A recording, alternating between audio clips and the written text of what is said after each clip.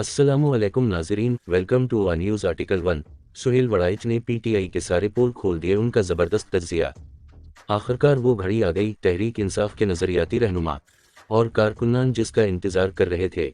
आइंदा एक दो रोज़ में जो मुमकिना पेश रफ्त होने जा रही है, इसको देखते हुए ये कहा जा सकता है कि खुद को सुन्नी इत्तेहाद कौंसिल के हवाले करके तहरीक इंसाफ ने अपने पांव पर कुल्हाड़ी मार ली है। वाज़ेह रहे कि पीर के रोज़ पाकिस्तान तहरीक इंसाफ के मरकज़ी रहनुमा बैरिस्टर गौहर ने सुन्नी इत्तेहाद कौंसिल के सरबराह हामिद रज़ा और मजलिस वहदत मुस्लिमीन के सरबराह अल्लामा राजा नासिर अब्बास के हमरा एक प्रेस कॉन्फ्रेंस में आज़ाद उम्मीदवारों की सुन्नी इत्तेहाद कौंसिल में शमूलियत का ऐलान किया था। तहरीक इंसाफ के 35 से ज़ायद देरीना और नज़रियाती उहदेदारान, जिनमें चंद बानी रहनुमा शामिल हैं, शिद्दत से इस मौका का इंतज़ार कर रहे थे। ज़राए ने बताया कि उन नज़रियाती रहनुमाओं और उहदेदारान ने इस दावे के साथ इलेक्शन कमीशन पाकिस्तान और सुप्रीम कोर्ट जाने की तैयारी मुकम्मल कर ली है कि पीटीआई के असल वारिस अब वो हैं। चुनांचे पार्टी और पार्टी के दफातर समेत तमाम वसाइल उनके हवाले किए जाएं, क्योंकि फरीक दोयम दूसरी पार्टी में शामिल हो चुका है।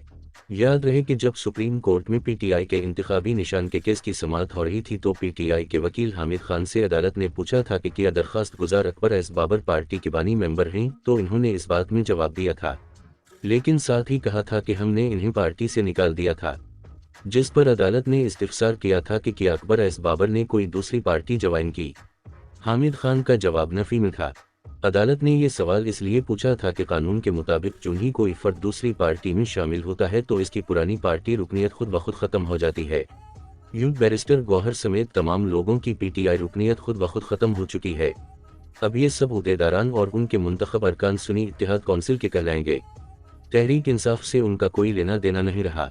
जैसा कि पाक सरजमीन पार्टी के MQM में शामिल होने के बाद अब मुस्तफ़ा कमाल और उनके दीगर तमाम साथी MQM पाकिस्तान के रुकन हैं। पीटीआई भी जाल में फंस चुकी है कि उसने अपने बल्ले के इंतखाबी निशान के फैसले के खिलाफ सुप्रीम कोर्ट में जो नजरसानी की दरख्वास्त दायर कर रखी है, इसमें बैरिस्टर गौहर पीटीआई चेयरमैन के टूर पर पेश हुए हैं, लेकिन उनकी पार्टी चूंकि अब सुन्नी इत्तेहाद कौंसिल में शामिल हो चुकी है।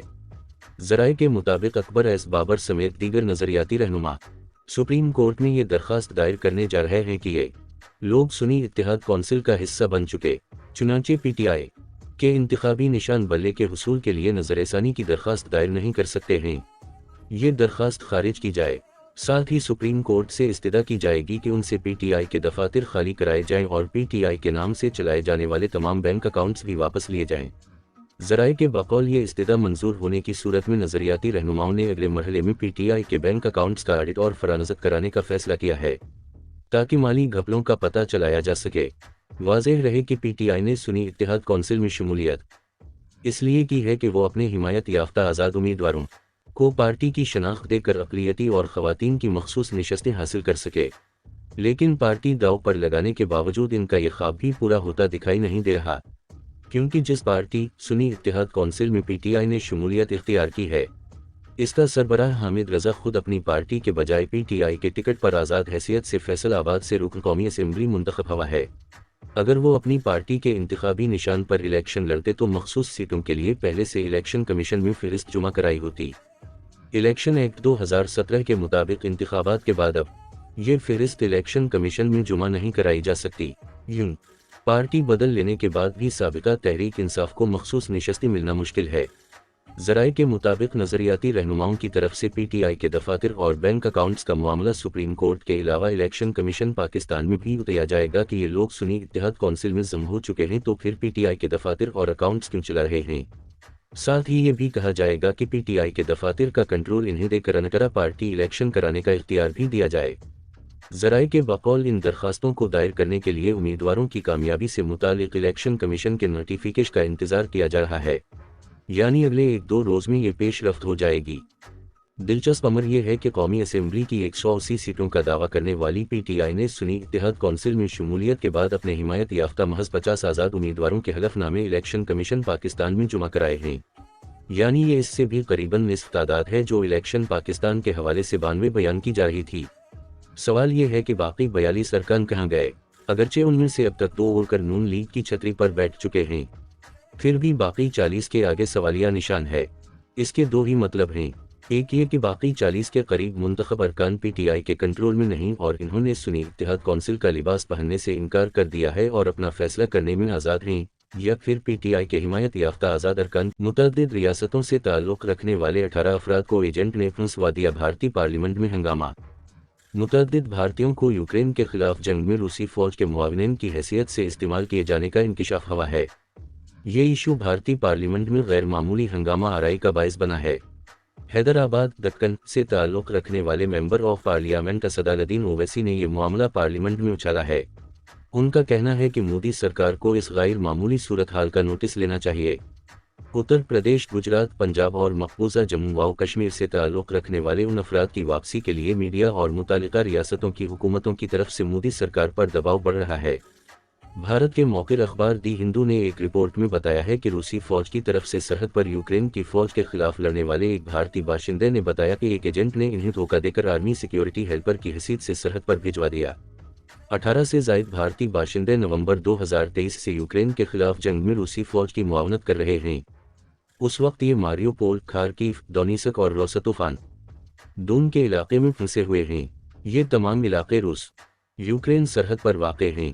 उनका एक साथी हलाक हो चुका है। चंद भारतीय बाशिंदों ने यूक्रेन के दिफा के लिए रूस के खिलाफ लड़ने वाले बैनुल-अक़वामी दस्ते में शमूलियत पर आमादगी जाहिर की थी, ताहम रूस की तरफ से यूक्रेन के खिलाफ भारतीयों के लड़ने का ये पहला मौका है। इन भारतीयों में हैदराबाद दक्कन का एक बाशिंदा भी शामिल है, जिसके अहल खाना ने पार्लियामेंट के रुकन असदुद्दीन ओवैसी से राब्ता किया है। ओवैसी ने वजीर खारिजा एस जयशंकर और मॉस्को में भारतीय सिफारत खाने को खत लिखा है, जिसमें उनसे मुतालबा किया गया है कि हुकूमती सतह पर मदाखलत करके इन भारतीयों को वतन वापस लाया जाए। मुंबई एयरपोर्ट पर मेडिकल इमरजेंसी लेने की इजाज़त न मिलने पर सऊदी तैयारा कराची आने पर मजबूर हो गया। सऊदी अरब की कौमी एयरलाइन सऊदी का तैयारा मुंबई के करीब पहुंचने के बाद वापस मुड़ गया और फिर कराची में उतरने से पहले बहिरा अरब के ऊपर से परवाज की। सऊदी अरब की कौमी फ़ज़ाई कंपनी सऊदी की परवाज़ SVR 105 ने मंगल की रात बांग्लादेश के ढाका हवाई अड्डे से रियाज के लिए उड़ान भरी थी। तैयारा हिंदुस्तानी फ़ज़ाई हुदूद में था जब इसने 44 साला अब्बू ताहिर नामी मुसाफिर को दरपेश तिब्बी हंगामी सूरत हाल की इत्तला दी। पायलट ने रास्ता तब्दील किया और मुंबई हवाई अड्डे की तरफ रवाना हुआ। ताहम एयर ट्रैफिक कंट्रोलर ने उसे दोबारा रुख मोड़ने और कराची के जनाह इंटरनेशनल एयरपोर्ट पर लैंड करने को कहा। इसके बाद तैयारा बहिरा अरब के ऊपर से परवाज करते हुए बुध की सुबह 7:28 पर कराची के जनाह इंटरनेशनल एयरपोर्ट पर उतरा। पाकिस्तान की सिविल एविएशन अथॉरिटी की मेडिकल टीम ने मुसाफिर को तिब्बी इमदाद फराहम की। मुसाफिर को तिब्बी इमदाद मिलने के बाद तैयारा कराची से रियाज रवाना हो गया।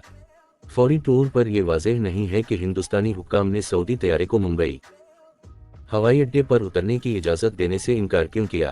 ताहम रिपोर्ट्स में दावा किया गया है कि भारतीय एयर ट्रैफिक कंट्रोलर्स ATC ने मुसाफिर के बांग्लादेशी मुसलमान होने का इल्म होने के बाद लैंडन की इजाज़त देने से इनकार कर दी। एक रिपोर्ट में कहा गया है कि एयर ट्रैफिक कंट्रोल ने मुसाफिर की तिब्बी हालत के बारे में तफसीलात तलब की थीं और जब इन्हें पता चला कि ये एक बांग्लादेशी शहरी है जिसे मुमकिन तौर पर अस्पताल में दाखिल होने की ज़रूरत पड़ सकती है, तो इन्होंने तैयारे को पाकिस्तान की तरफ मोड़ने के लिए कहा। मुसाफिर को तिब्बी इमदाद मिलने के बाद तैयारा कराची से रियाज रवाना हो गया। फौरी तौर पर यह वाज़ेह नहीं है कि तैयारे को मुंबई एयरपोर्ट पर लैंडन की इजाज़त क्यों नहीं दी गई। इसकी बढ़ती हुई मांग गधों की नस्ल के लिए खतरा बन गई है। गैर मुल्की मीडिया रिपोर्ट के मुताबिक माहिरीन का कहना था कि ब्यूटी प्रोडक्ट्स की बढ़ती हुई मांग अफ्रीका में गधों की आबादी में कमी का बायस बन सकती है। रिपोर्ट के मुताबिक खाल के हुसूल के लिए सालाना 60 लाख गधे ज़बा किए जाते हैं, जिनको ब्यूटी प्रोडक्ट्स में इस्तेमाल किया जाता है। गधे की खाल से बनी ब्यूटी प्रोडक्ट्स की मकबूलियत के बाद चीन में गधों की आबादी में वाज़ेह फ़र्क नज़र आया है। गधों की फलाह के लिए काम करने वाली एक तंजीम के मुताबिक 1996 से 2009 तक गधों की आबादी में 76% कमी देखी गई। अफ्रीका में एक अरसे तक गधों की तादाद सबसे ज़्यादा थी, लेकिन माहिरीन ने खबरदार किया है कि उनकी नस्ल को शदीद खतरात लाहक हैं। मुहक्किकीन का कहना था कि जानवरों को उनकी खालों के लिए कत्ल करना न सिर्फ इंतहाई जालिमाना है, बल्कि इन खवातीन, बच्चों और मुआशरे को भी नुकसान पहुंचाता है जो जानवरों पर बहुत ज़्यादा इंहिसार करते हैं। रिपोर्ट के मुताबिक ब्यूटी इंडस्ट्री को 2027 तक 60 लाख से ज़्यादा गधे की खालों की ज़रूरत होगी, जबकि अफ्रीका में तकरीबन 1 करोड़ 10 लाख गधे मौजूद हैं। यूं अफ्रीका में गधों की नस्ल की बका की लाहक खतरात वाज़ेह नज़र आ रहे हैं। गधों की तिजारत के तबाह के नसरात की वजह से अफ्रीकी ममालिक कीनिया, नाइजीरिया और तंजानिया जैसे ममालिक ने गधों को ज़बह करना गैरकानूनी करार दे दिया है। माहिरीन ने खदशा जाहिर किया कि अगर गधों का इस्तेहसाल उसी शरह से जारी रहा तो मज़ीद 3 से 6 सालों में गधे अफ्रीका में मादूमियत के खतरे से 2-4 नस्ल के तौर पर गेंडे और हाथियों के साथ शामिल हो सकते हैं। آئندہ اتوار کو افریقی یونین کے سربراہان مملکت گدھے کو ذبح کرنے پر پابندی عائد کرنے کے بارے میں غور کریں گے۔ محققین نے کہا یہ بر اعظم افریقہ میں گدھے کے تحفظ کا اب تک کا سب سے اہم اقدام ہوگا۔